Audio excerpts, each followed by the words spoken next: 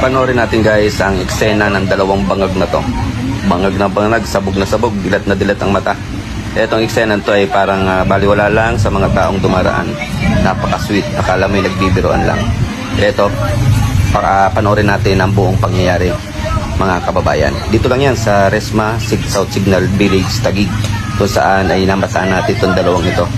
Ayan guys, abangan natin ang mga susunod na pangyayari.